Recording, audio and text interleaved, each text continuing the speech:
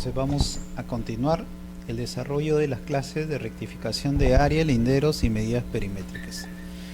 Habíamos visto en la clase pasada lo que era inexactitud registral, ¿no? Más o menos para ir recordando algo.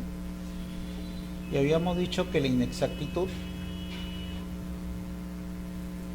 puede provenir de errores o puede provenir de defectos del título, ¿no?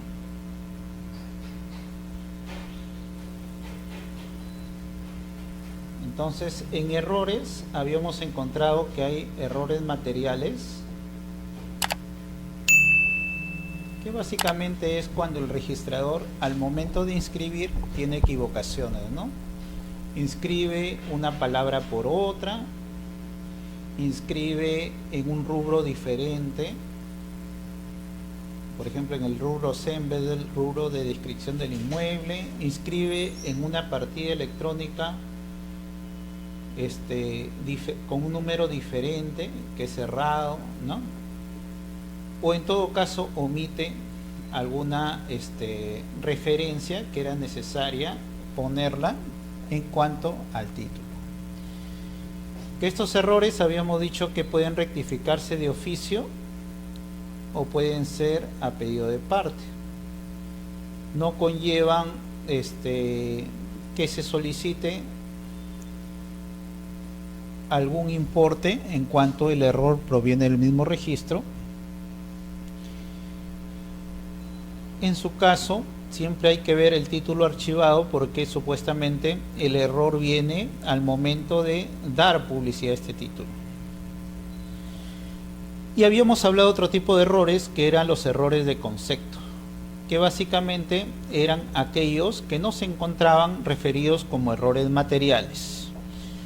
La diferencia de estos errores de concepto era que no pueden ser de oficio, sino mediante la calificación de un título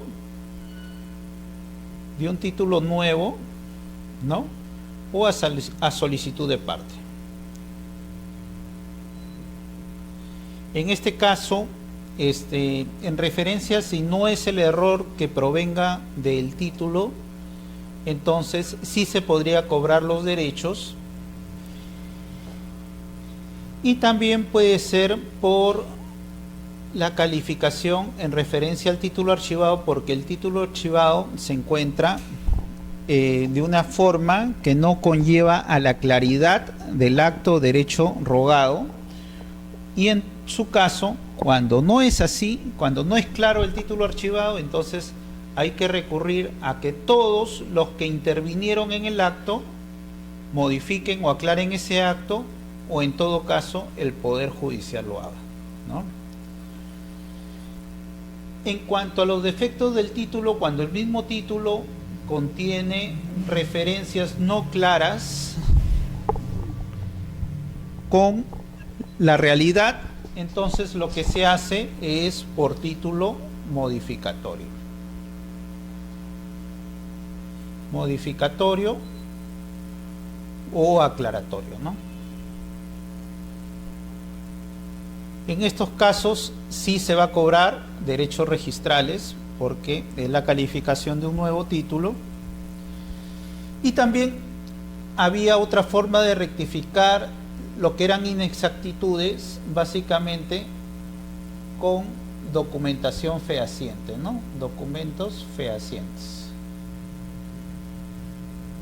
¿Qué podría ser, por ejemplo, un certificado de RENIEC donde determine mi correcto nombre?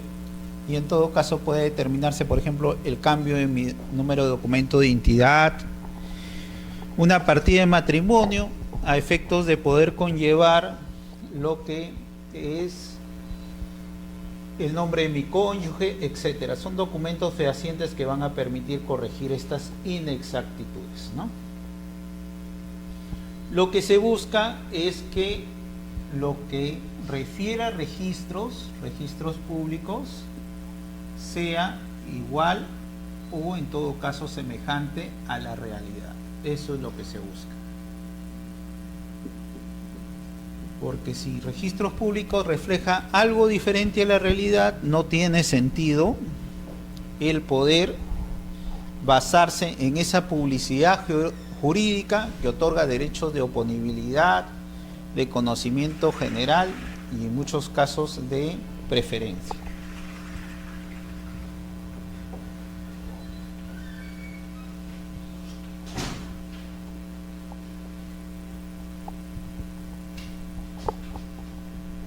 Cuando estuvimos en el módulo anterior viendo lo que es declaratoria de fábrica en mérito de la ley 27157, referimos que cuando había observaciones, ¿no?, por incumplimiento de parámetros,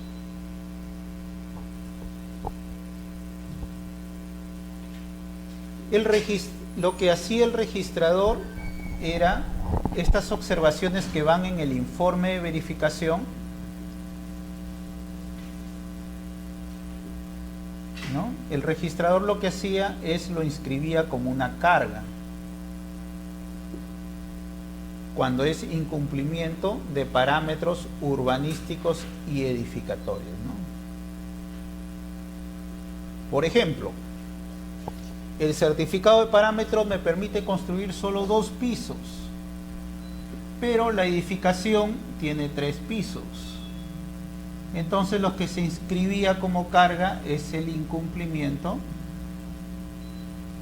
¿no?, de los parámetros en cuanto a la altura.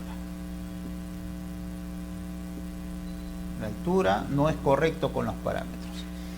Y habíamos dicho que esto no impide que se inscriba como primer acto la declaratoria de fábrica de la regularización de edificaciones, pero como segundo acto se inscribirá estas observaciones como carga. Esto se inscribe en el rubro B, que es donde está la descripción del predio, y este se inscribe en el rubro D, que es donde están las cargas y gravámenes. Pero había otro supuesto por la cual el verificador hacía referencia, supongamos, no por el incumplimiento de parámetros, sino por referencias en cuanto al área del terreno.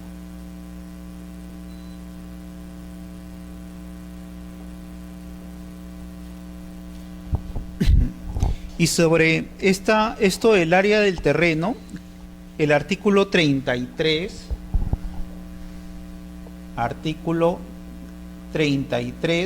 del Decreto Supremo 035-2006 Vivienda, que es el reglamento de la ley 27157, ¿no?, hace referencia que también cuando hay discrepancias de áreas en referencia al área real con lo que publicita registros,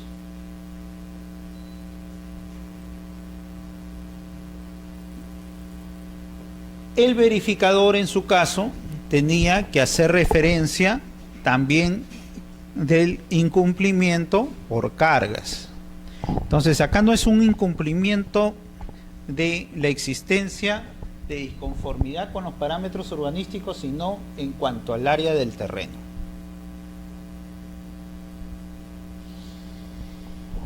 Y este artículo 33 habla de 2 supuestos. El primer supuesto es cuando el área real del terreno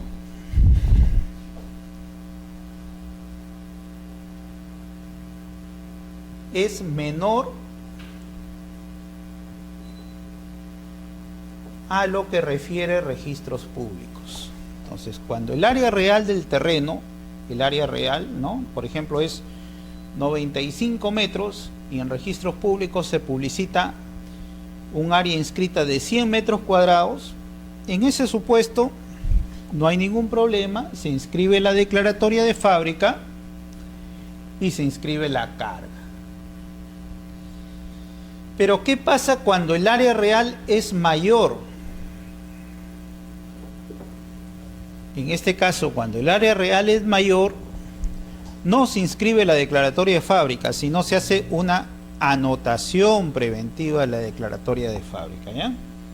Entonces, cuando el área es mayor, en vez de escribir la declaratoria de fábrica, hago una anotación preventiva de la declaratoria de fábrica.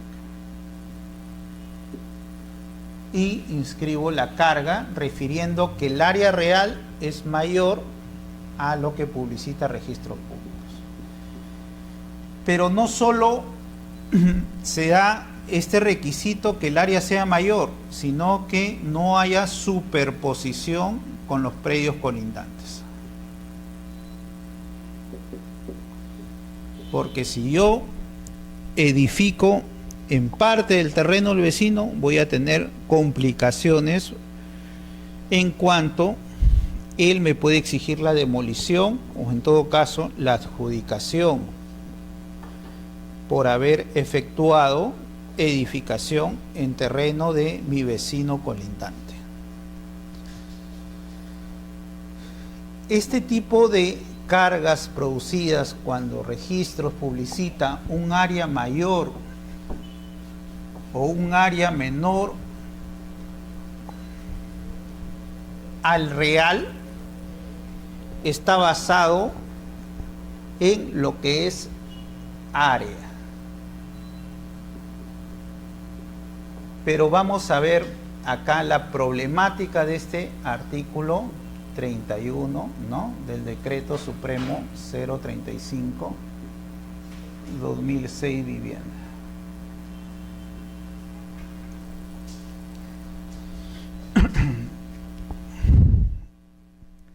Artículo, disculpe, 33.1.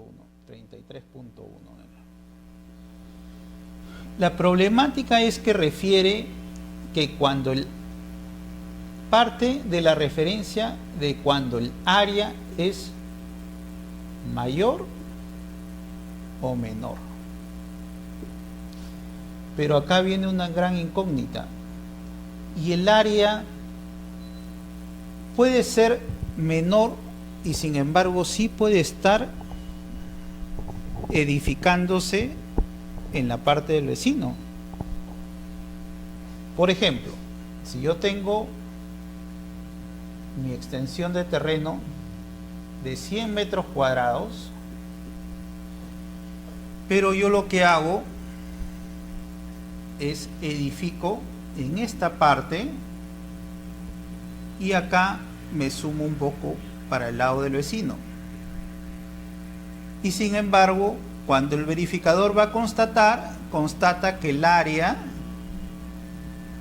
es de 95 metros cuadrados. Pero ¿qué pasó? Está bien, es un área menor, pero sin embargo yo he edificado parte en el terreno del vecino. Entonces, esta es la crítica a este artículo 33.1, ¿no?, que se basa en lo que es área y sin embargo debió basarse en linderos, en colindancias. Lo que hace es, dice, si el área es menor, inscribe la declaratoria de fábrica más una carga. Pero el área puede ser menor, pero sin embargo sí puede haber superposición. Y el supuesto que el área es mayor, que ha contemplado la norma, es que ello se ha imaginado el que ha referido este dispositivo normativo. Él ha pensado, si el área es mayor, entonces ahí sí va a invadir, pero si el área es menor no hay problema, porque no invade. Pero no es así, porque una cosa es el área y otra cosa son los linderos de la edificación, ¿no? Lo que debió haber dicho es que no interesa que el área sea mayor o que el área sea menor. La condición es que los linderos en referencia al terreno no se superpongan, no exista superposición del lindero con los vecinos, ¿no?, sin hacer referencia mucho si el área es mayor o el área es menor. Esa es la crítica a esta norma. Y también tenemos otra problemática que día a día se presenta en referencia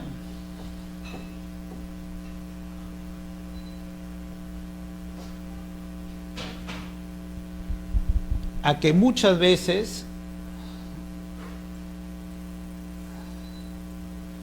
se dice que el área es 100 metros cuadrados, ¿no? Y la gente edifica un poquito más al costado. ¿Y cuánto edifica? Supongamos 101 metros cuadrados, que hace referencia porque edifica un poco. ¿Y qué hacen referencia? Que acá hay tolerancia catastral.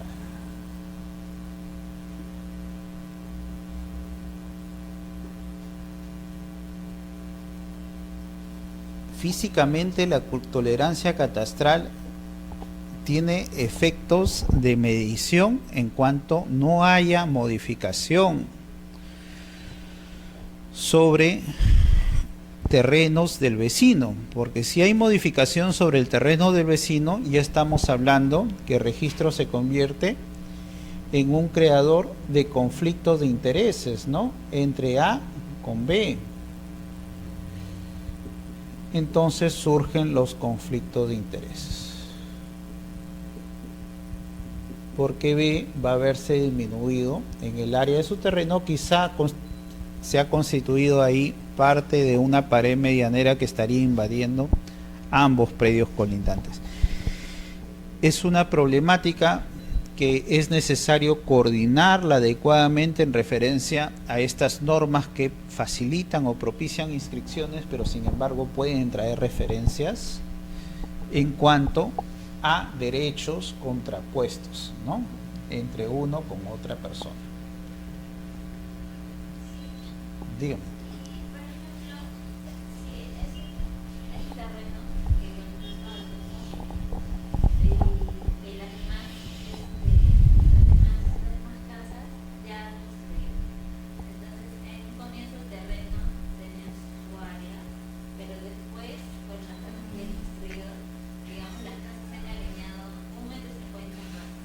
Ah, el alineamiento de fachada, han salido un poco más.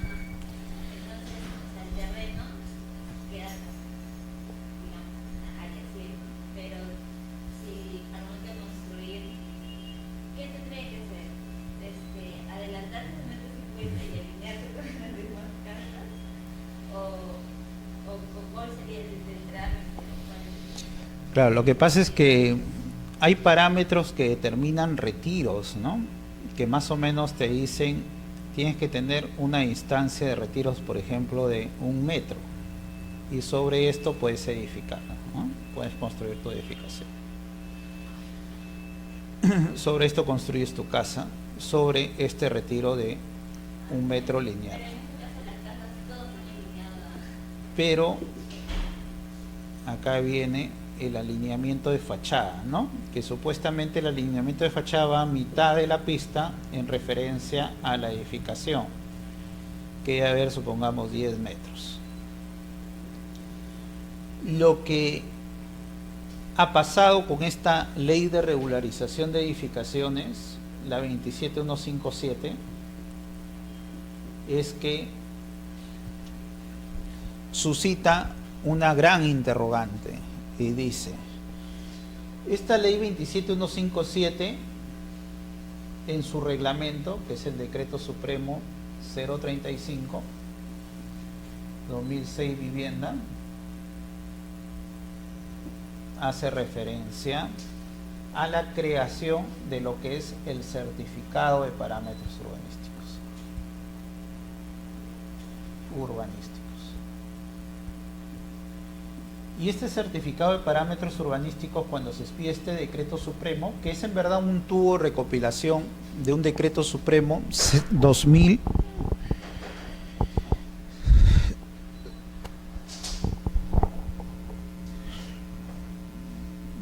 que es una recopilación de un decreto supremo 008-2000 MTC, con todas sus modificatorias, ¿no? Es que el año 2000 es que recién se crea este certificado de parámetros. Entonces, ¿qué pasa? Si dicen que todo lo que incumple los parámetros debe ser inscrito como carga el incumplimiento de los parámetros, ¿no?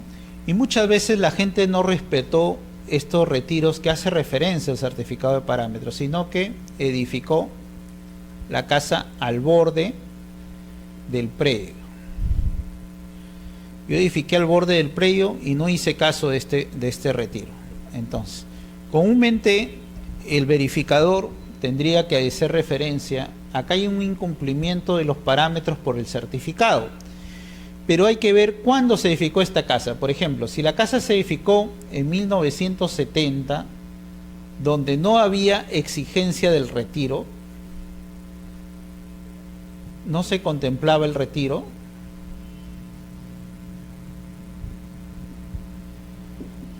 en consecuencia no era necesario poner carga, porque estamos hablando de una ley de regularización. Y la ley de regularización es de aquella edificación que en el año 70 sí cumplía los parámetros. Sí cumplía los parámetros. Ahora, hasta ahí ya las municipalidades, cuando encuentran estos tipos de edificaciones que no han contemplado los retiros en toda una manzana, lo que hacen es simplemente dicen que consolidan la referencia al retiro y con un certificado, ¿no?, a efectos de que la municipalidad ha consolidado esto por toda la manzana, ya no te exige en la actualidad, cuando construyes, al vecino que le falta edificar el retiro correspondiente, pero el retiro correspondiente. Lo que no te permite la norma, ni la ley de regularización, ni el decreto supremo, es que tú invadas zona pública. Esto de acá, que es donde está la vereda, ¿no?, esto de acá no puede ser invadido. Eso no te permite la norma. ¿Por qué no te permite? Porque el artículo 954, como hemos visto, del Código Civil, te dice: la propiedad se extiende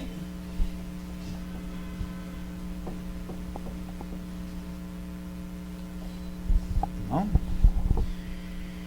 El artículo 954 dice: la propiedad predial se extiende al suelo y sobresuelo dentro del plano vertical del parámetro superficial. Entonces, si mi terreno es así, ¿no?, este sería la parte superficial que es de mi propiedad, esto de acá. Entonces, la propiedad se puede extender para arriba y para abajo, conforme el artículo 954 del Código Civil, pero dentro del parámetro, dentro de estos límites de mi terreno. Yo no puedo irme al terreno del vecino, ni puedo irme al terreno del fondo, ni al del frente, porque esto es vía pública. Y como es vía pública, su uso es público. Y en todo caso, hay límites en referencia a la propiedad que están atentando ahí contra el bien jurídico, o sea, contra todos nosotros. Y no se podría extender eso. Entonces, si la casa edificada en sí invadió la vía pública, invadió lo que era supuestamente la vereda para poder transitar, esta parte no puede ser regularizada. Esto no podría ser regularizado, ¿no? Ni menos podría consolidarse. ¿Por qué? Porque no es que estamos hablando ahí de incumplimiento de parámetros, sino de ahí estamos hablando de que se está aprovechando bienes públicos, que los bienes públicos, conforme a la Constitución, son inalienables, imprescriptibles, ¿eh? Y no se podría dar ese supuesto. Uh-huh.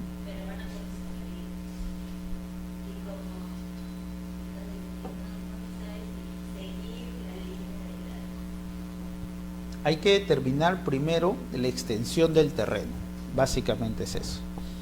Y hasta ese límite de terreno es donde se puede edificar, no se puede edificar más allá, ¿no? Lo que sí puedes edificar es menos, si tú quieres darle un retiro voluntario, si es que ya no te lo exigen los parámetros, porque ya el retiro quedó consolidado en toda la cuadra. Entonces, lo que tú puedes hacer es hacerle un retiro, quizás para hacer volados o para que haya ventilación en el primer ambiente, dentro del retiro.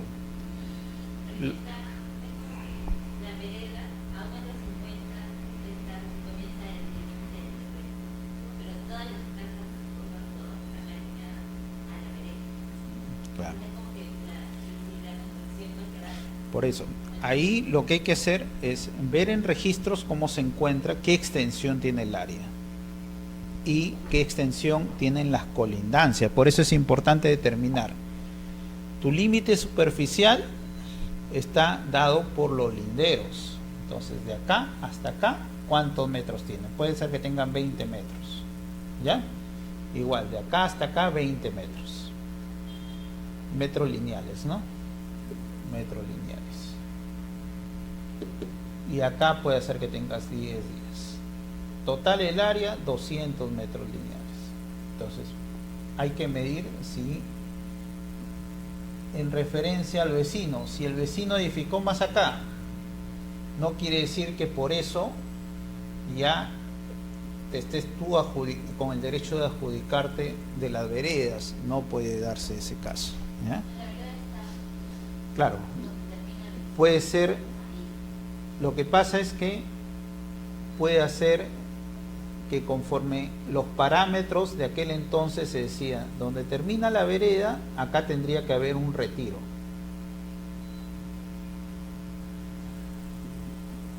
Y sin embargo, este vecino no ha cumplido con el retiro y edificado hasta el margen de la vereda, pero estaba el retiro dentro, siempre y cuando esté dentro de sus 200 metros de su propiedad.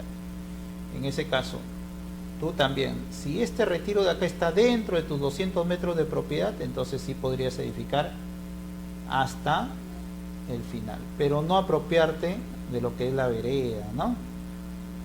Eso no. Hay gente que incluso se apropia de esto hasta de la calzada porque está en un ambiente irregular y ha construido hasta el segundo piso y no tiene cómo subir porque lo ha construido todo, ni siquiera tiene áreas libres. Entonces, ¿qué hacen? Cogen esto de acá y construyen escaleras. Esos son irregulares, ¿no? Esos simplemente se demuelen porque no son bienes públicos que nos afectan a todos. Igual, ¿no?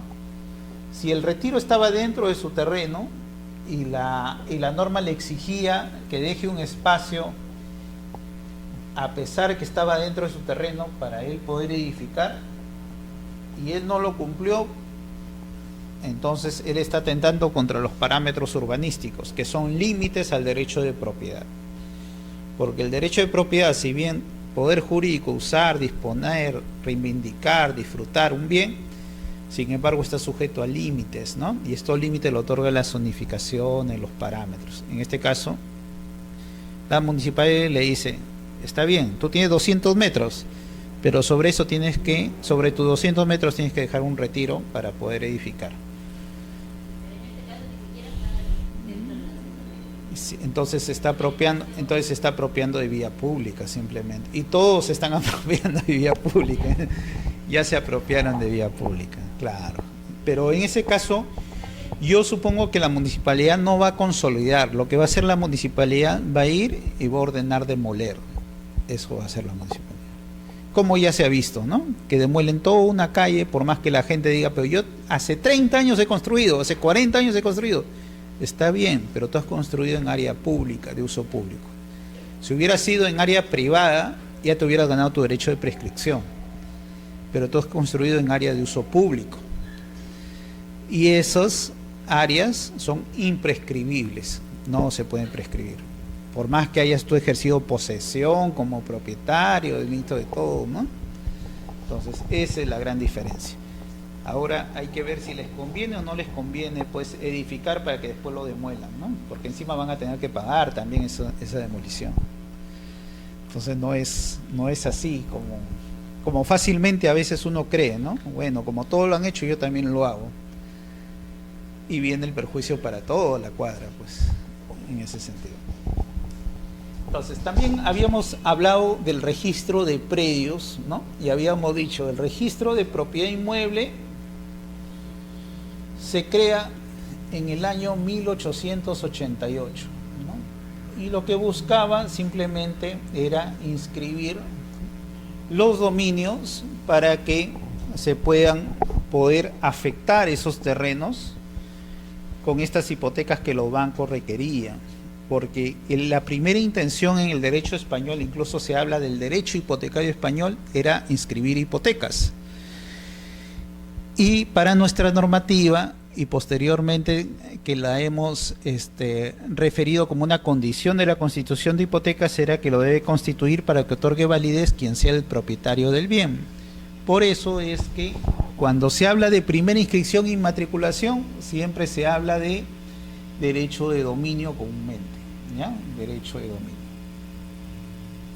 O derecho de propiedad también asimilado por nuestra normativa civil, ¿no? Como el poder jurídico que permite usar, disfrutar, disponer, reivindicar un bien. Entonces, el registro de predios o el registro de propiedad inmueble ha sufrido variaciones y dentro de ellos, de estas variaciones, se consolida actualmente el registro de propiedad inmueble como uno de los registros que forma el registro de predios.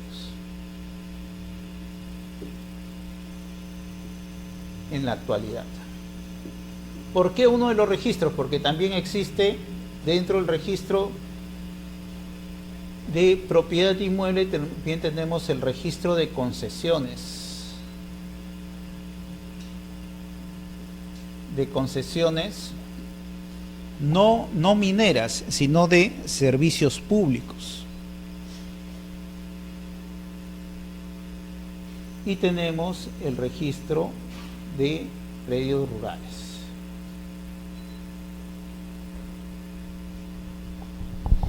Entonces, actualmente ya todo esto está integrado y hablamos de un registro de predios. ¿Y qué característica tiene este registro de predios? En el caso de las propiedades inmuebles, o sea, en los terrenos, las casas. Primero, que su organización es en referencia al bien. ¿Qué quiere decir? Al terreno, ¿no? O la casa. Esa es su organización y sobre esto se organiza. Por cada bien, por cada casa se abre una partida electrónica. Por cada terreno, otra partida electrónica. Número 1, número 2. Entonces, la unidad de inscripción es en referencia al terreno, a la casa, ¿no? O al tipo de inmueble que se busque realizar, sea urbano o sea rural. Y cuando hablamos de urbano es cuando el bien está habilitado para poder vivir, ¿no? Cuenta con servicios básicos, agua, luz, teléfono, transporte. Se haya declarado la habilitación urbana y con eso la autoridad municipal haya concedido ese derecho de predio urbano. O rústico cuando se usa para efectos de la crianza de animales o en todo caso el cultivo, ¿no? Sea rural o eriazo. Se rige por el sistema de folio real, que significa que se organiza en base al bien, el terreno, la casa. Folio real, por eso se dice. ¿Y qué es folio? Folio es una hoja, ¿no? O sea que se apertura una hoja donde se inscribe el terreno. Se rige por la técnica de inscripción a diferencia de la transcripción. Eso también lo hemos visto en la clase pasada y habíamos visto, si a mí me presentan una escritura pública de compra-venta, en esta escritura pública van a estar, como toda escritura pública, dividido en 3 partes, ¿no? En la introducción, el cuerpo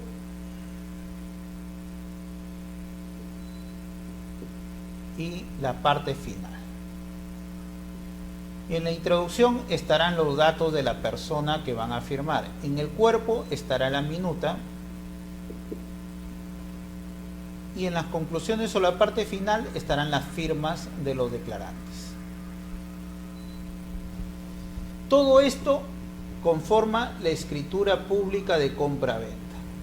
Y esto es el título archivado. ¿Qué hace registros? Sobre esto extrae lo que es relevante. Y lo relevante lo plasma en un asiento registral. Por ejemplo, en una compra-venta, ¿qué cosa será lo relevante? ¿Quién es el comprador? ¿Cuál es el precio que se pagó? ¿Quién elaboró el instrumento público? ¿Cuánto se cobró del derecho? ¿No? Y en su caso, este asiento tendrá una firma del registrador. Esto se llama inscripción.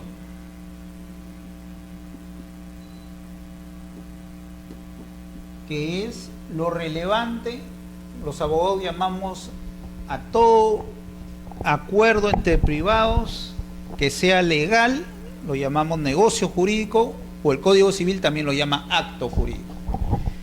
En este caso, en la escritura pública de compra-venta, de todos los componentes que pueden ser 10 o 20 hojas, nosotros extraemos solo un asiento que son unas cuantas líneas, unas 3, 4 líneas, donde extraemos y damos publicidad a lo que es necesario conocer. Comúnmente se inscriben actos de naturaleza real, o sea que tienen que ver con el predio, y opcionalmente, o en todo caso por excepción, de naturalezas obligacionales, como puede ser un arrendamiento, pactos entre las personas, etc., ¿no? Lo inscrito está protegido por principio de legitimación y oponibilidad, y los terceros pueden conocer en mérito a la publicidad el contenido de lo mismo. ¿Qué cosa es legitimación?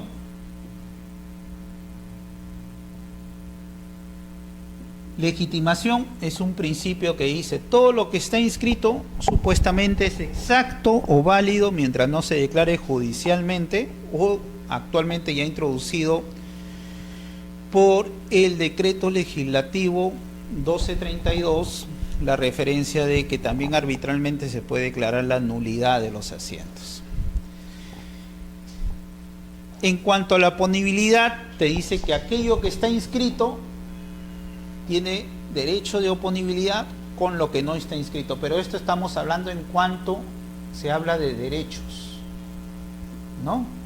Porque ya hemos visto que en cuanto se habla de si hay una fábrica y en la realidad no existe, pues el hecho que en el registro figure que existe una fábrica, una construcción, no tiene mucha relevancia. Entonces, esto más o menos es lo que sintetiza nuestros registros.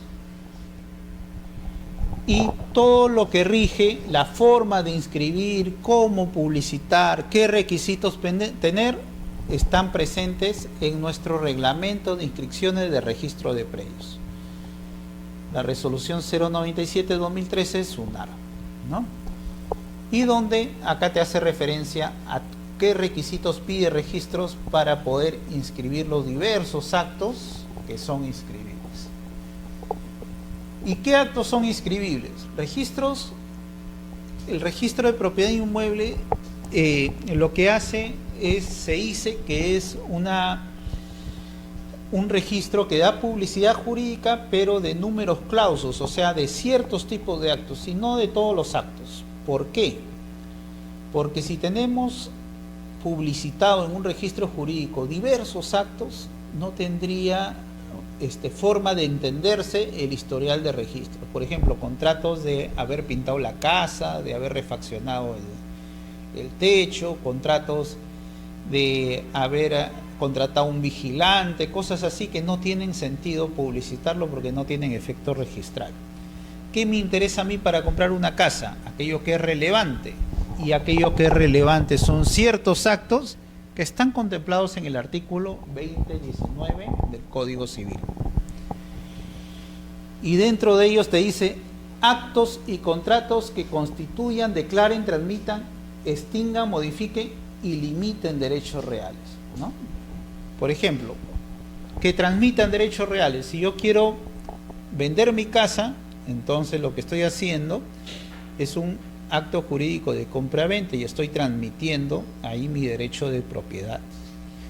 Que dicho sea paso, para el caso de Perú, la transferencia de propiedad no es necesariamente hay que inscribirlo en registros, porque nuestro Código Civil determina que la transferencia es obligacional, la sola obligación de enajenar hacia el acreedor propietario de él.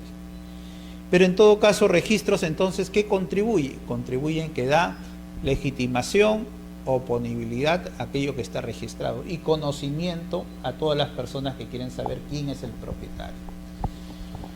Tenemos contratos preparatorios como el contrato de opción, que es una oferta a contratar supeditada a que la otra persona otorgue la conformidad en cierto plazo. Los pactos de reserva de propiedad. ¿Qué quiere decir? Quiere decir que yo me reservo el derecho de propiedad mientras no me termines de pagar el precio. Cuando me pagues el precio, recién te transfiero mi derecho de propiedad.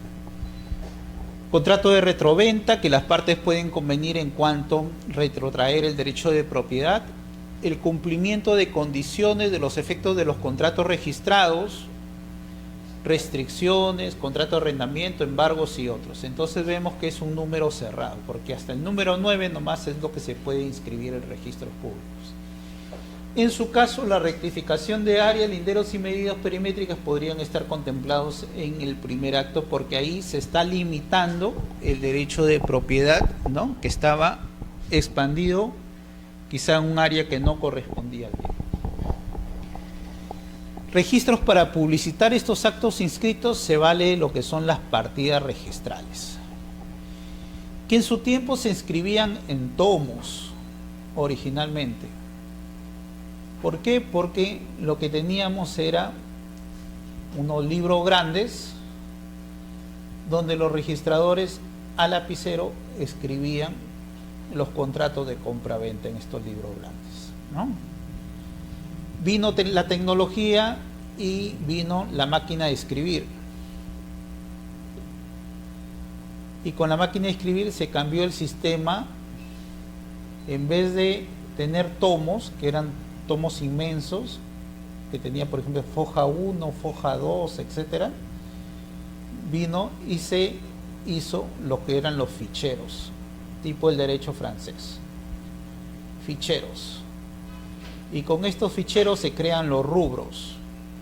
Rubro A, antecedente registral. Rubro B, descripción del inmueble. Rubro C, dominio. Rubro D, lo que es cargas y gravámenes. Rubro E, cancelaciones. Y rubro F, que antes era registro personal, pero ahora es, ya que existe un registro personal muy aparte, ahora contempla todas las inscripciones que no pueden ser inscritas acá. La máquina de escribir. Y después ya con la computadora, actualmente ya tenemos lo que son las partidas electrónicas.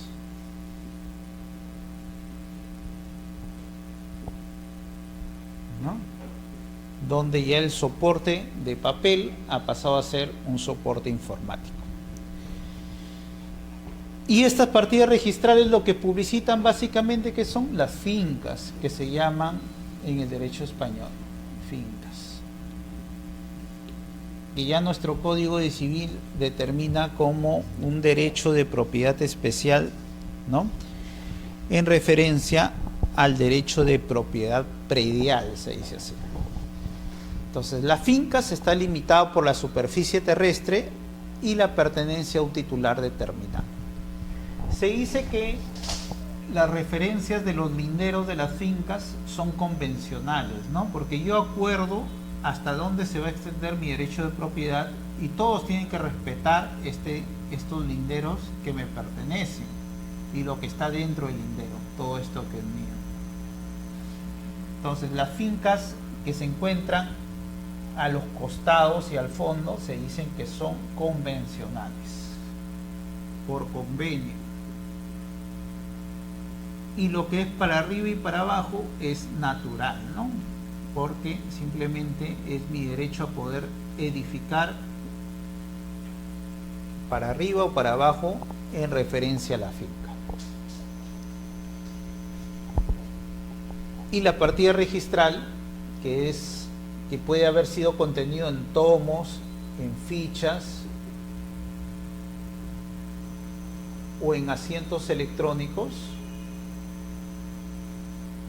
todos estos componen lo que son las partidas registrales o las partidas electrónicas, ¿no? ¿Qué registra esta partida electrónica? Registra lo que es la finca, básicamente.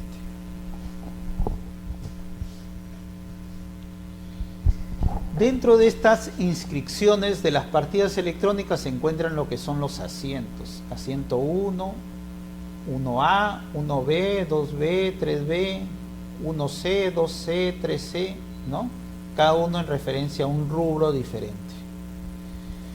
Y estos asientos de inscripción, donde el 2019 me normaba solo ciertos actos a inscribir, me dicen que estos asientos de inscripción mínimo deben tener ciertos requisitos.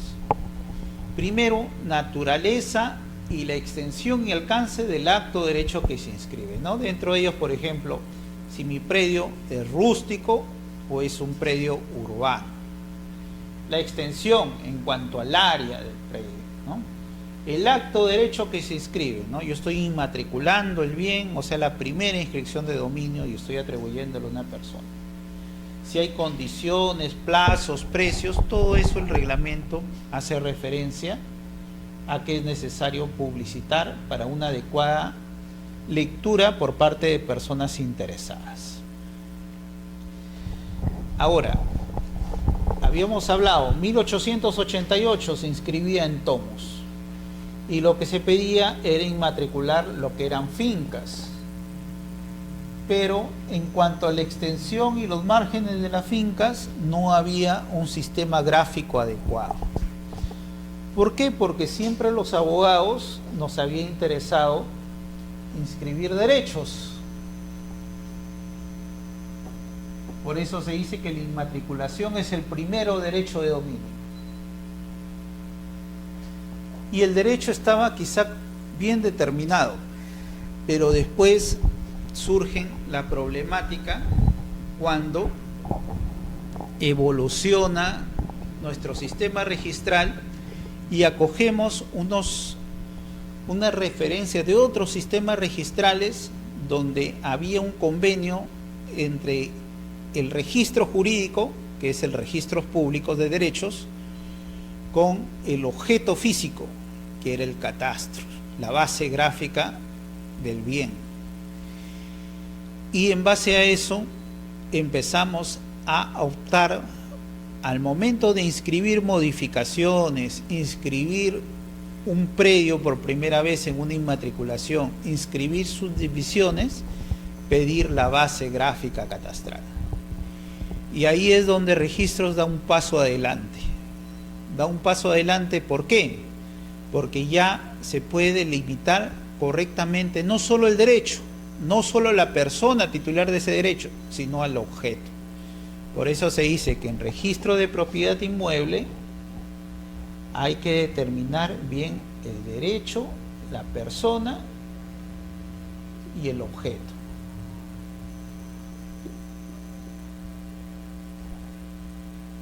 Para esto el registro jurídico, ¿no? Y para esto es el catastro. Y actualmente ya hay una referencia de un catastro multifuncional que determine tanto la parte gráfica como la parte jurídica en una misma información catastral. Informe catastral.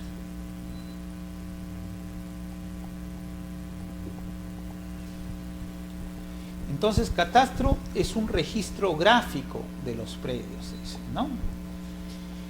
Y sus propósitos pueden trascender más allá del nivel registral, pueden trascender a referencias económicas,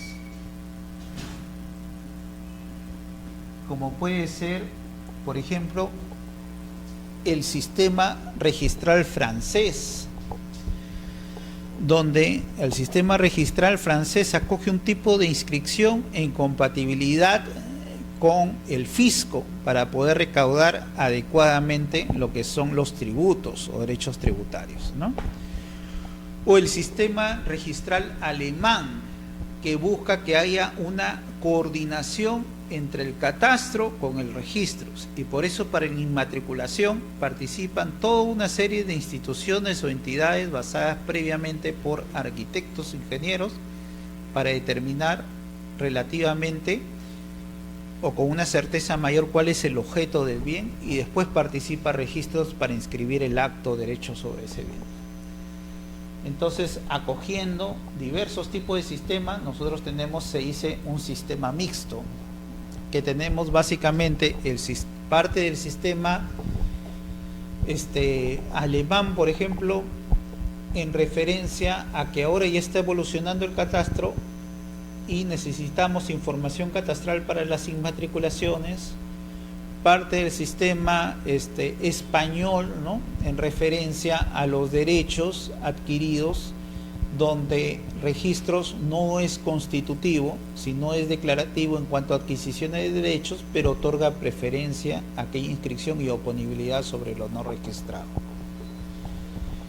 Entonces, en esta base gráfica, lo que se está buscando no solo son usos jurídicos, ¿no?, también podría darse usos administrativos y usos fiscales para el cumplimiento del fin que se busca con el catastro. El catastro en Perú se crea en el año 87 y básicamente se constituye en la primera oficina registral de Lima y Callao, que era la de Lima, la que ahora es solo una zona registral. Lo que pasa es que en el año 87 la jefatura de todo registros se encontraba un poco centralizado en lo que es la oficina registral de Lima y Callao, y los demás eran sedes registrales en diversos lugares del país. Cuando se crea la Superintendencia Nacional de los Registros Públicos y con ello se crea el SINAR, que es el Sistema Nacional de los Registros Públicos, es que la oficina registral de Lima y Callao pasa a ser solo una de las oficinas registrales a nivel del Perú y se centran en diversas oficinas registrales, originalmente 13 oficinas a lo largo del Perú. Y con ello la oficina registral de Lima y Callao queda convertida en la zona registral número 9, ¿no? Por eso se dice hoy zona registral número 9. Y el objeto de este primer paso a tener un catastro multifuncional es crear una oficina de catastros. Pero acá la gran pregunta, ¿Registros en verdad posee una oficina de catastro? ¿O es una oficina que recopile información de entidades de catastro, ¿no? Entonces, Registros, a diferencia de las municipalidades, COFOPRI, los gobiernos regionales que van y elaboran el levantamiento topográfico y gráfico en referencia al terreno, al bien, no cuenta con esas disposiciones, ¿ya? Entonces, Registros no es un registro originario de catastro, sino es una oficina interna que recopila bases de estas entidades generadoras de catastro para ir almacenando su base de datos gráficos. ¿Quieres que lo apague o está bien? Sí, está bien, ya. Vamos a ver, continuamos un poco con la ley 28294 se da un paso más todavía en lo que es el catastro a nivel registral. Y es porque esta ley 28294 crea, al igual que el SINAR, Sistema Nacional de los Registros Públicos, crea lo que se llama el Sistema Nacional Integrado de Información Catastral y Predial. Y lo que pasa es que las entidades generadoras de catastro, como las municipalidades, algunas tenían posibilidades de ir incrementando su base catastral en referencia a que recopilaban sobre los ciudadanos dentro de su jurisdicción y tenía una base económica para ir alimentando estos tipos de información. Pero otras no lo tenían.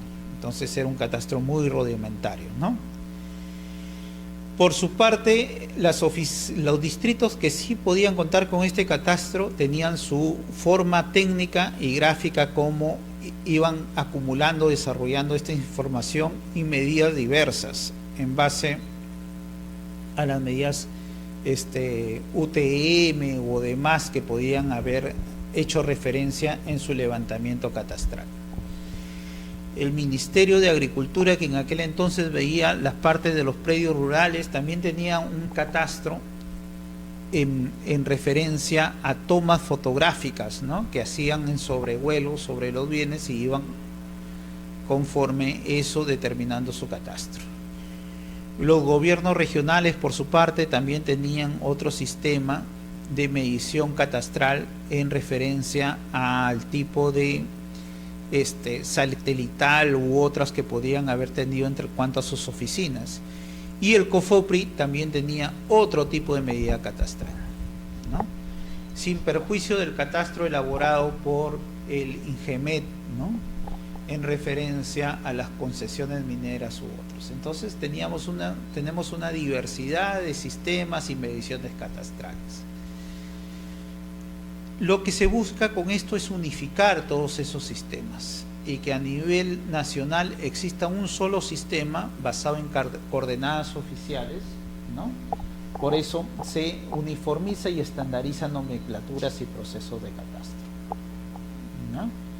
Se crea lo que se llama el Código Único Catastral, o CUC, y con esto, en una identificación alfanumérica, actualmente existe un solo tipo de medición catastral.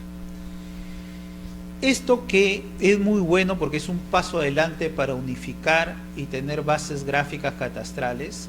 En la oficina de catastro de registros públicos, sin embargo, que es una oficina recolectora de todos los catastros a nivel nacional, y conforme los títulos iban ingresando los planos catastrales de cada municipalidad, en registros originó diversos tipos de problemas, porque ante las diversas mediciones, cuando uno proyectaba la ubicación de un predio, no lo proyectaba por acá, y sobre esta parte había otro predio con otro tipo de base catastral, y había otro predio con otro tipo de base catastral, y después otro por acá, ¿no?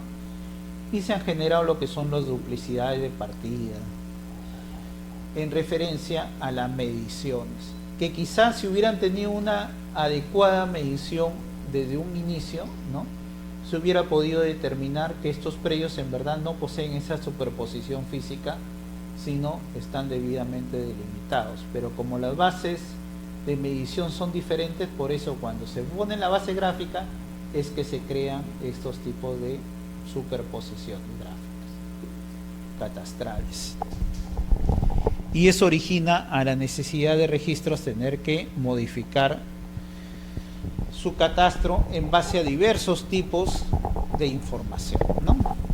Por su parte, el artículo 11 del Reglamento de Inscripción de Registro de Predios, que es el reglamento, como le digo, que contempla los requisitos y las formas cómo proceder a inscribir estos actos del artículo 2019 del Código Civil,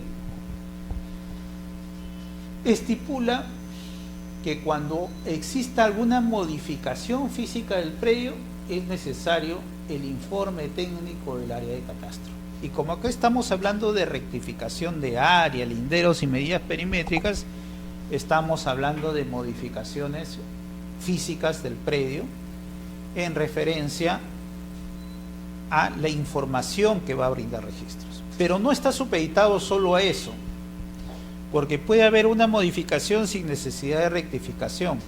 ¿Y cómo podría darse? Cuando yo subdivido un predio, por ejemplo, ¿no? Tengo un predio de 100 metros y lo subdivido en 50 y 50 metros. Entonces, esto es una subdivisión. Cuando yo acumulo, hago lo contrario, esto lo sumo y lo acumulo a 100 metros, ¿no?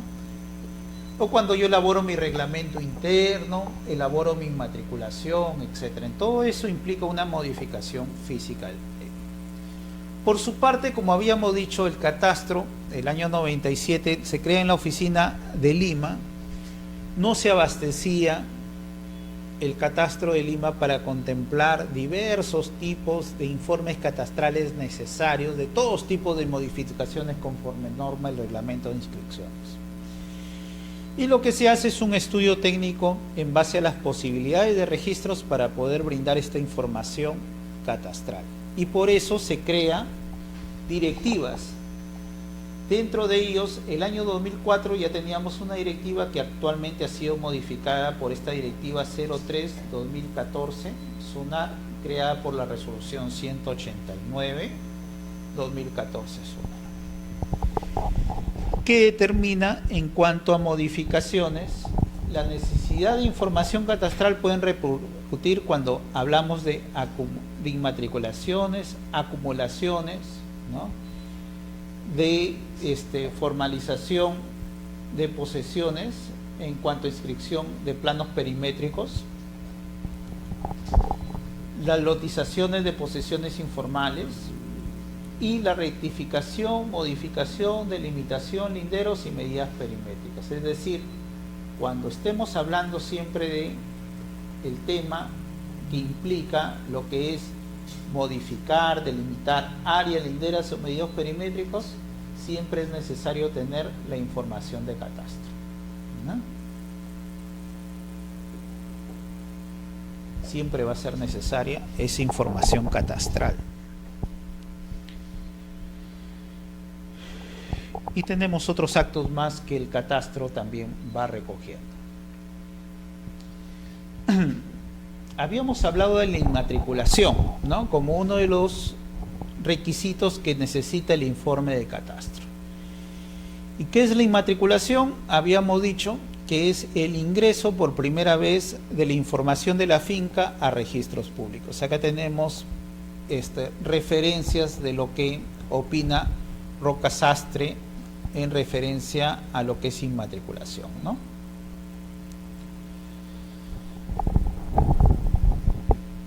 Incluso da una interpretación extensiva también cuando se habla de agrupación, segregación o subdivisión como inmatriculación. Pero para el caso peruano, inmatriculación es la primera inscripción de dominio de un predio cuando nunca ha tenido vía registral.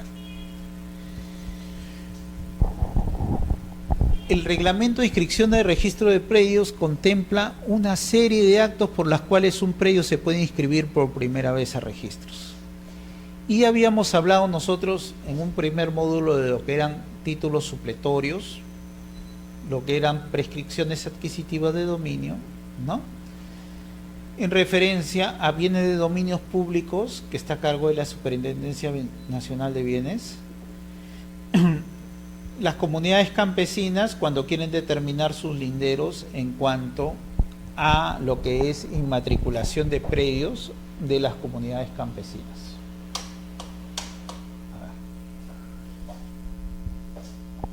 Los remates, etcétera, ¿no? Diversos actos que posibilitan que primera vez se inscriba un predio en registros públicos. Hay una excepción a esta regla general, como toda norma del derecho siempre tiene excepciones, ¿no?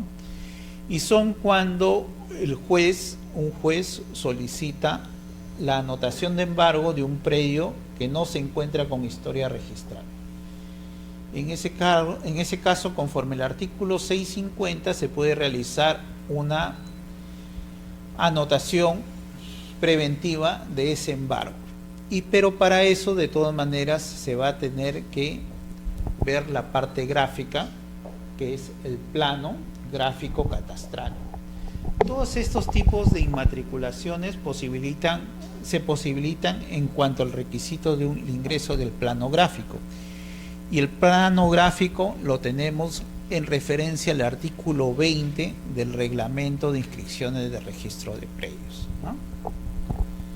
Cuando son predios urbanos, el catastro está a cargo de lo que son las municipalidades.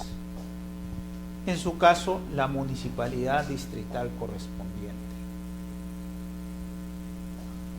En el caso de Lima Cercado, debe ser la municipalidad metropolitana la que emita estos tipos de información. Y en el caso de distritos que no sean de la capital, serán las municipalidades distritales, ¿no? Entonces, las municipalidades provinciales en el ámbito de su cercado y las municipalidades distritales en el ámbito del territorio de su competencia. En el caso de predios rurales, había estado a cargo de COFOPRI, y COFOPRI era quien emitía en todo caso la información catastral respectiva y con ellos posibilitando la inmatriculación.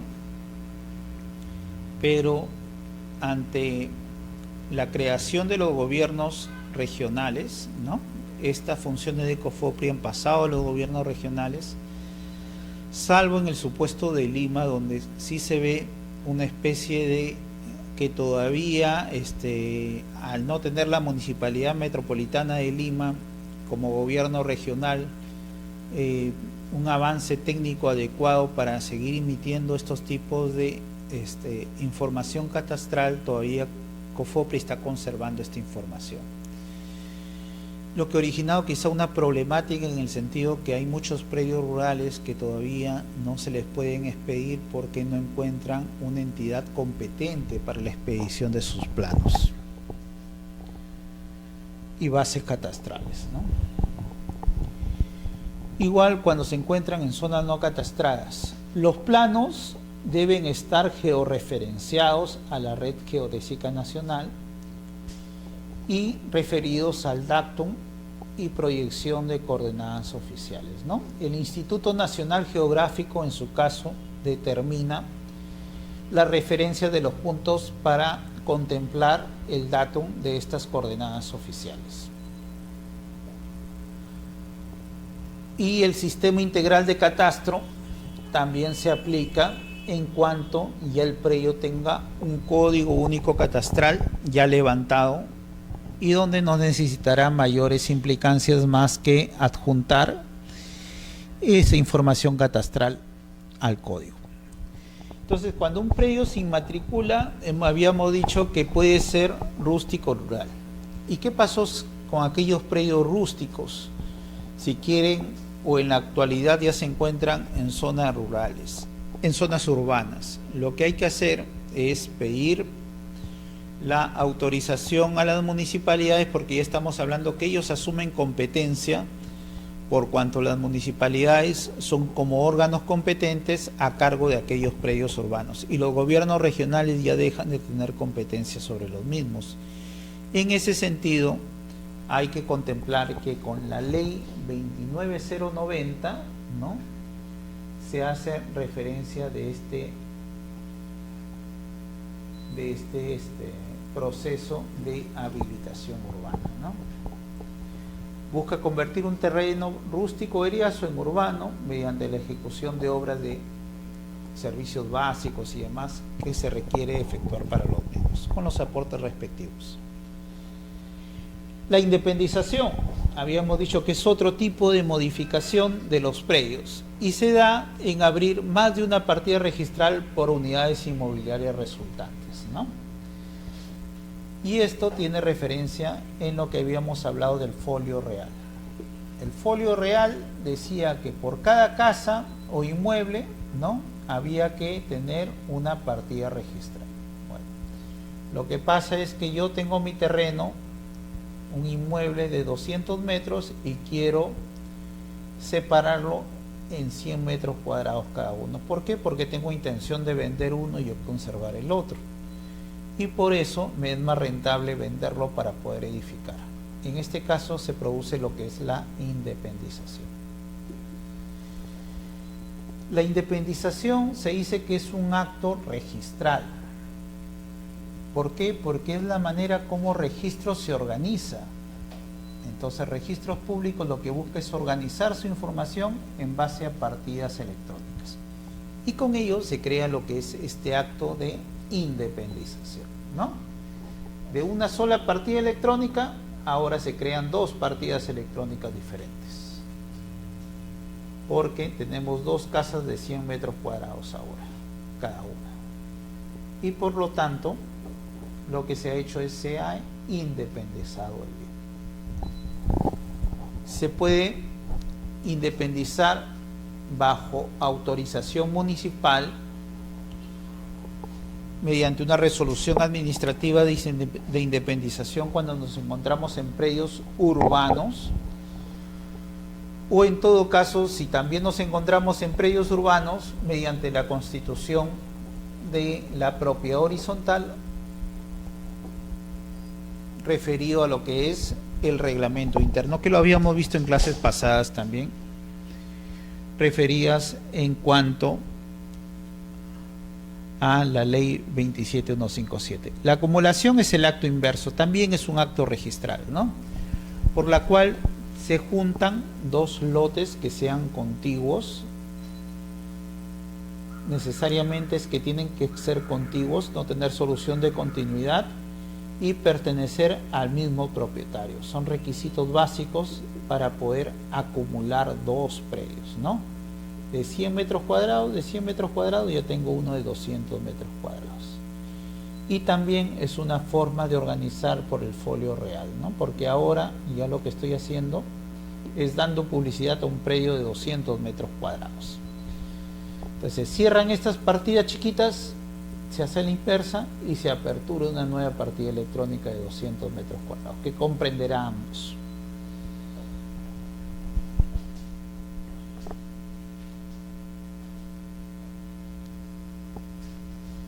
Como hemos dicho, acá se necesita que exista el mismo propietario. La única problemática es cuando uno de estos predios se encuentra afectados con, por ejemplo, una hipoteca y la otra con un embargo y otra hipoteca. Entonces, cuando se realiza esta acumulación se va a tener que tener la participación de los acreedores y en su caso mediante una escritura pública que determine el derecho de preferencia, ¿no? Para primero por ejemplo, primero dar publicidad a la hipoteca 1, después al 2, después al 3, ¿no?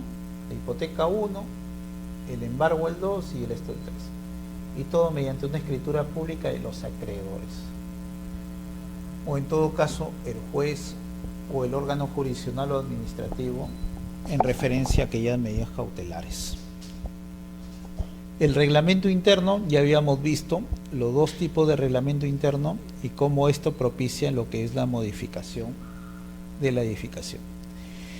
Entonces, ya contemplado qué cosas son predios, hasta dónde se extiende mi derecho de propiedad, qué tipos de actos pueden conllevar a que exista errores de áreas, linderos, medidas perimétricas, y en referencia a qué cosa es área y qué es la diferencia de medidas perimétricas, vamos a regresar a nuestro tema problemático, ¿no?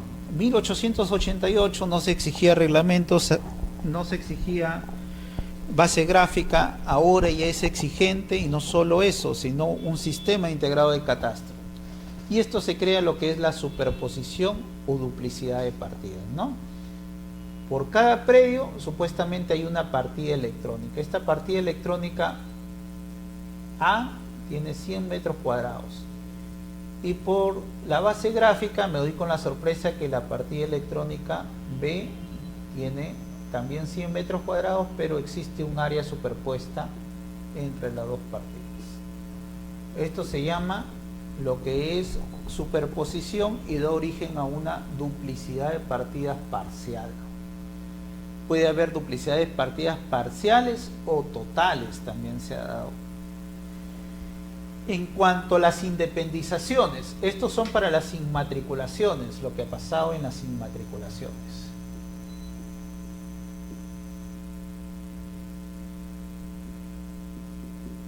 En las inmatriculaciones ha pasado estos tipos de duplicidad. En cuanto a las independizaciones,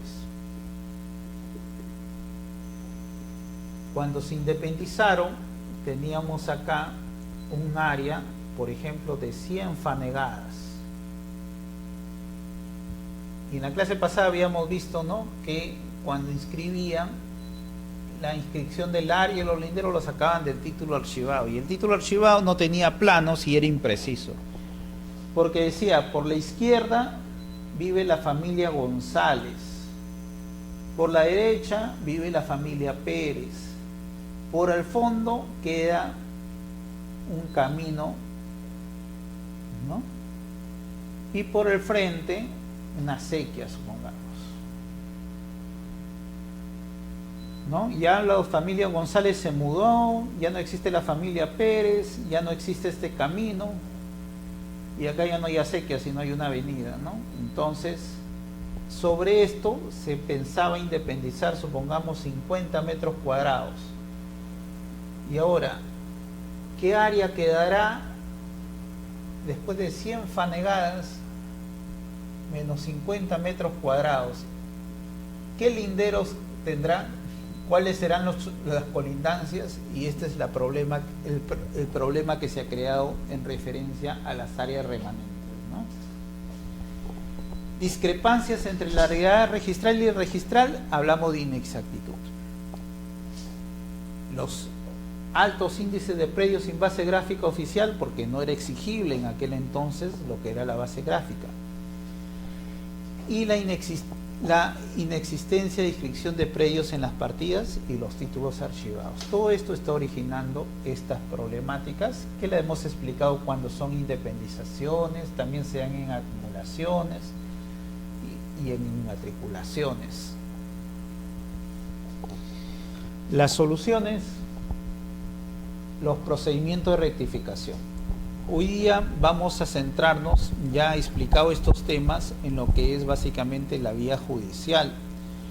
Artículo 504 del Código Procesal Civil. Y es que el juez, al tener función jurisdiccional, puede no solo resolver conflictos de intereses, sino dentro de ellos incertidumbres jurídicas. Cuando no hay referencia en cuanto a una supuesta superposición o derecho de otras personas afectadas, hablamos que la función es solo incertidumbres. Pero cuando hablamos de referencia que hay unos derechos de una persona con el vecino que no pueden deslindar correctamente lo que son las áreas, entonces ahí sí se crean conflictos. En la vía judicial se dice que estos procesos de rectificación de áreas, linderos y medidas perimétricas se tramitan mediante un proceso contencioso denominado proceso abreviado, ¿no? Y al igual que todavía los jueces conservan las funciones de poder ver lo que eran los títulos supletorios, las prescripciones adquisitivas de dominio, también pueden ver lo que son rectificación de área, linderos y medidas perimétricas. Pero el Código Procesal Civil lo lleva como que fuera un proceso contencioso, en el sentido que puede originarse personas afectadas en referencia a estas rectificaciones de áreas, ¿no? Porque si yo al final el juez me va a atribuir mayor derecho sobre la propiedad de mi vecino colindante, ya se estaría creando un conflicto de intereses y con ello pues una referencia de que acá haya un proceso contencioso. Por su parte, la ley 27157, que regulaba lo que era regularización de edificaciones, fue modificado en cuanto a lo que es la posibilidad de poder efectuar el saneamiento de titulación por la ley 27333. Lo particular es que esta ley no solo hace modificaciones al supuesto normativo de la ley 27157 en cuanto saneamiento de titulación para poder declarar edificaciones, porque introduce la posibilidad de sanear titulaciones en lo que son terrenos. Entonces ya no es requisito necesario para iniciar un proceso de prescripción adquisitiva de dominio la necesidad de declarar una edificación, no, porque ahora basta hacer simplemente el proceso de prescripción adquisitiva de dominio vía notarial sobre terrenos. Lo que sí introduce en forma más drástica es la creación del procedimiento de lo que es saneamiento de áreas y linderos en el artículo 13 de la ley 27333. Pero no especifica básicamente un procedimiento regular, sino se dice que puede seguirse el mismo procedimiento contemplado por el procedimiento de prescripción adquisitiva notarial. En ese sentido, tenemos que en la actualidad se sigue el mismo procedimiento que ya lo hemos explicado en lo que es prescripción adquisitiva de dominio a nivel notarial, también para realizar el saneamiento de área, linderos y medidas perimétricas. La particularidad es que la ley 27333,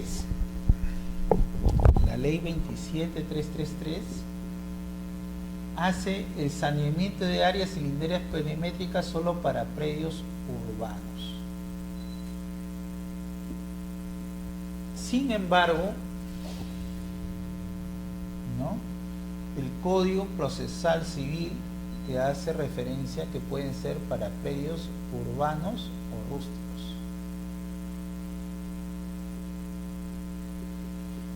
El Código Civil también te hace referencia que el proceso es contencioso, proceso abreviado. Sin embargo, la ley 27333 te dice que es un proceso no contencioso, similar a lo que es la prescripción adquisitiva de dominio notarial. Esa es la gran referencia, ¿no? Entonces, cuando hablamos de saneamientos de predios urbanos, nosotros podemos ir por el proceso contencioso en vía abreviado ante el Poder Judicial, o podemos ir por proceso notarial no contencioso, si es predio urbano, por la vía notarial.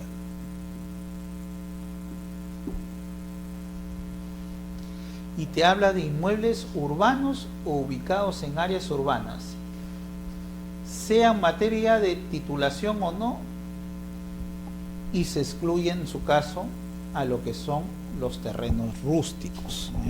Entonces, cuando hablamos de saneamiento de área, linderos y medidas perimétricas, ya sabemos, si es judicial se puede hacer, o alternativamente la vía notarial.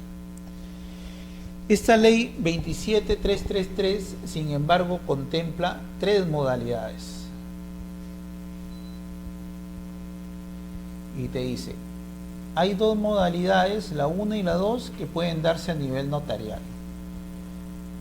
Pero te hace referencia que el 3 siempre es a nivel judicial. Y con eso, de todas maneras, te determina posibilidad de que, iniciado un trámite a nivel notarial, tenga que recurrirse a nivel judicial por ciertos supuestos. ¿Y cuáles son esos supuestos? Cuando existe superposición, es decir, cuando hay un terreno superpuesto con el área del vecino. ¿Por qué? Porque acá ya hay un conflicto de intereses. Conflicto de intereses. Y ya estamos hablando acá que el vecino A con el vecino B están viendo quién va a tener el mayor derecho sobre este bien, ¿no? O cuando se promulgue oposición, si alguien por ahí, un tercero, se siente afectado en sus derechos. Entonces, el tercero, cualquier tercero puede oponerse al proceso notarial, que supuestamente es no contencioso, y al momento de oponerse ya esto se vuelve contencioso. Y por lo tanto solo el Poder Judicial podría realizar este tipo de rectificación de área, linderos y medidas perimétricas.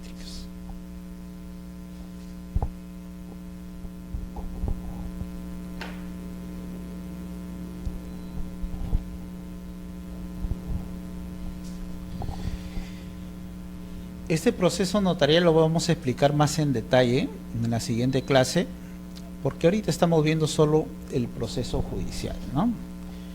El procedimiento judicial previsto en el artículo 504 y siguiente del Código Procesal Civil.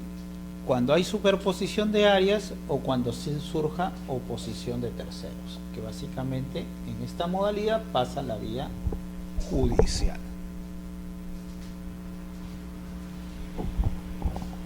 En referencia al Poder Judicial, tenemos que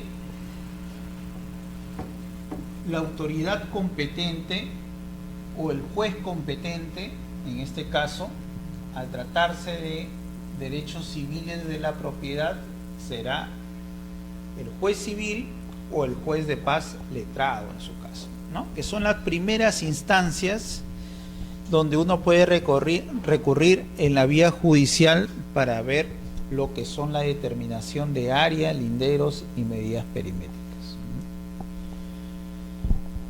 Los jueces civiles o los jueces de paz letrados. Y la tramitación por el proceso abreviado. Lo puede tramitar tanto el propietario como el poseedor, ¿no? Por ejemplo, en los procesos de títulos supletorios, tenemos que en los títulos supletorios siempre va a ser el propietario que lo tramite, porque el título supletorio básicamente significa que yo le pido al juez, deme un título porque el mío se ha extraviado, se ha perdido, no lo tengo. En el título de prescripción adquisitiva de dominio lo tramita el poseedor, porque el poseedor va a decirle al juez, reconózcame como propietario porque yo ya por 10 años he llegado a obtener, 10 o 5 años de buena fe o de mala fe, he llegado a obtener ese derecho de propiedad. En la rectificación de áreas, linderos y medidas perimétricas, sin embargo, puede ser indistintamente el propietario o el poseedor quien inicie esta referencia de rectificación en la vía judicial.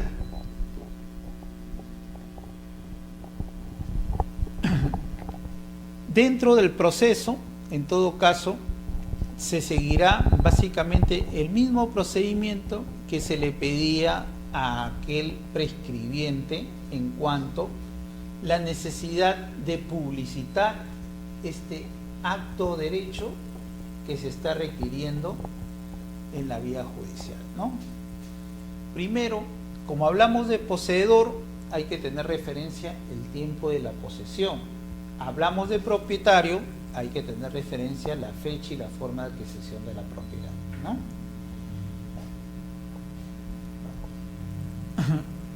En referencia al bien, hay que referirlo correctamente y acompañar planos de ubicación y perimétrico, porque esto será lo que la autoridad municipal previamente evaluado para determinar la correspondencia a la realidad. Acá, en cuanto al derecho, quizá el juez sí pueda pronunciarse sobre la referencia, si amerita o no amerita la referencia de su extensión de su derecho de propiedad hacia esa área. Pero en cuanto a la parte técnica, la autoridad municipal, mediante un procedimiento administrativo, es la que va a realizar la avisación de los planos que van a dar origen a que el juez determine la parte gráfica de ese bien que se va a rectificar, ¿no? Y en su caso de posesionarios y propietarios, pues para acreditar un poco más el derecho, va a permitir los recibos de tributos donde se determinan las áreas que comprenden los predios que ellos están tributando. Cuando el predio esté inscrito en un registro, hay que acompañar la copia literal. ¿Qué cosa es la copia literal? Es una publicidad de la historia del registro, de la historia del inmueble en los registros públicos, ¿no? Es una publicidad que brinda el registrador público o el abogado certificador o el certificador de cuál es la historia del inmueble desde que se inmatriculó, o sea, desde que se inscribió por primera vez. Por eso, estas copias literales tienen que ser en referencia de los últimos 10 años o 5 años si son inmuebles rústicos. ¿Y por qué 10 y 5 años? Básicamente contemplando un poco la posibilidad de la prescripción en referencia a su derecho haya sido consolidado. Ahora, también esta copia literal va a permitir, en caso que sea el poseedor el que esté haciendo referencia de la rectificación de las áreas y linderos, en necesidad de tener que notificar al titular registral. Porque el titular registral puede hacer que sea otra persona y se vea afectado por la rectificación de su área que el poseedor está haciendo sobre su predio. Por eso es necesario siempre el consentimiento de los titulares registrales. En el proceso judicial, por lo menos haber sido emplazado o notificado para su derecho de defensa o de oposición en referencia a esta rectificación sobre su bien. La declaración de testigos, ¿no?, también es necesario, igual como en los procesos de prescripción adquisitiva de dominio se exige que sean mayores de 25 años, un poco para tener referencia en base a que esas personas acreditan pues esta posesión que él lo está ejerciendo. Y en cuanto a su deslinde, también será necesario que el juez se apersone al bien para determinar en referencia a lo físico del predio si se está cumpliendo o no con lo que él solicita sea modificado, ¿no? Entonces, los demandados, en estos casos, si yo me estoy con la rectificación de áreas teniendo conflictos con los vecinos colindantes, ¿no?, voy a tener que notificarlos o demandarlos a los mismos, ¿no? Y también colindantes, y si soy posesionario con el titular registral del predio, tendría que notificar a las tres personas, ¿no? Cuando no haya referencia de la ubicación de estos titulares registrales o de la dirección de los colindantes, o estos se apersonen ya muy tarde al proceso, se tendrá necesario que notificar a lo que es el Ministerio Público para que ellos se pronuncien en referencia a la sentencia, ¿no? También cuando no hay apersonamiento del tercero y no solo se produce la rebeldía, quizá por desconocimiento del domicilio del titular registral actual o de los colindantes, también dentro del proceso hay la factibilidad del nombramiento de curadores procesales en defensa de los derechos de esa persona, ¿no? Sin perjuicio que en la rebeldía pues se tenga que dictaminar de todas maneras el Ministerio Público sobre la procedencia de esta rectificación.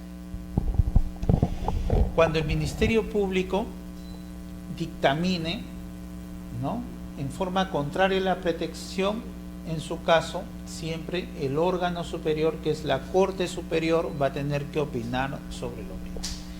Estas referencias de la pluralidad de instancias se dan a nivel judicial, ¿no?, porque son garantías del debido proceso que se busca para que no haya afectación cuando ya se emita la sentencia en la cosa juzgada por nulidad o anulabilidad ante el desconocimiento o derecho de defensa de las personas. Por eso es que el Ministerio Público y la Corte Superior intervienen. Muy por el contrario se da en los procesos no contenciosos notariales, donde es una instancia lineal. El notario es el que evalúa desde que inicia el proceso no contencioso hasta que concluye y él emite la escritura pública. Entonces ahí no hay una instancia superior que consultar o que verificar.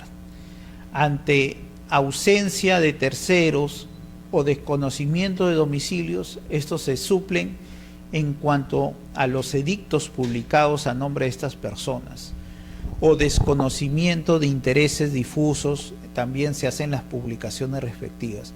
Pero acá no hay una instancia superior que dictamine o vea la legalidad del notario público, porque todo está a cuenta del notario. El problema es que a nivel notarial, si encontramos vacíos o defectos no contemplados por el notario dentro del procedimiento regular, uno puede pedir la nulidad en la vía judicial, ¿no? Sin embargo, en la vía judicial, cuando ya acreditó la cosa juzgada y ya quedó consolidado el derecho y dentro del proceso no ha habido oposición y se ha declarado esta consentida ejecutoriada, ya no puede ser llevado nuevamente bajo ese proceso, salvo que se determine por ahí un fraude procesal, ¿no? Respectivo. ¿Qué pide registros públicos en el caso de estos procedimientos de rectificación de áreas a nivel judicial? Va a pedir la copia certificada de la resolución que declara constituye el derecho, en este caso la rectificación de área, más el oficio del juez competente, ¿no? En este caso, si se llevó en primera instancia ante el juez de paz letrado o ante el juez civil respectivamente. La necesidad es que esta declaración efectuada por el juez sea consentida o ejecutoriada. ¿Qué significa consentida? Es cuando en primera instancia no ha habido derecho de oposición en cuanto a la resolución del juez. Entonces, ante no haber contradicción en cuanto a la resolución del juez, se declara esta consentida. Y con eso concluye el proceso. Si en una primera instancia hubiera una apelación, esto pasaría a la Corte Superior. Y en ese caso, la Corte Superior, si llega a determinar, al igual que el juez, la procedencia de la rectificación de área, linderos y medidas perimétricas, va a quedar ejecutoriada el acto, ¿no? Y esa es la diferencia entre consentida y ejecutoriada, y es uno de los requisitos necesarios para que se inscriban los mandatos judiciales. Por eso las inscripciones dispuestas por mandato judicial se efectuarán si la resolución que contiene el derecho ha adquirido la calidad de cosa juzgada, o sea, consentida o ejecutoriada la misma. En la calificación registral de estos partes judiciales, tenemos que el registrador, cuando se traten de resoluciones judiciales, no puede ir a lo que se llama calificar el fondo del asunto o la legalidad de los documentos dentro del proceso, porque ya el juez lo ha evaluado. Y esto tiene sentido en cuanto el juez tiene el papel de la libre valoración de las pruebas. Entonces, en los procesos judiciales no hay pruebas tasadas. Entonces, el juez puede determinar que una prueba para él es convincente y por lo tanto declarar la procedencia de la demanda en ese sentido, ¿no? El registrador no puede ser un juez de jueces y no puede decir, no, para mí no me convence o este acto no está contra la legalidad. Eso ya es competencia del juez, y el registrador, en caso de resoluciones judiciales, lo único que puede hacer es pedir aclaraciones, informaciones complementarias o pago de tributos, nada más, y no irse al fondo del asunto en los procesos judiciales. Por parte, el Tribunal Registral ha establecido el año 2013, dice que las resoluciones judiciales solo que dan origen a inscripciones definitivas requieren haber quedado consentidas o ejecutoriadas, ¿no? Y eso se llama las resoluciones que han adquirido calidad de cosas juzgadas. Ya saben, consentidas cuando no ha habido apelación, ejecutoriadas cuando se apeló y ya resolvió la instancia superior.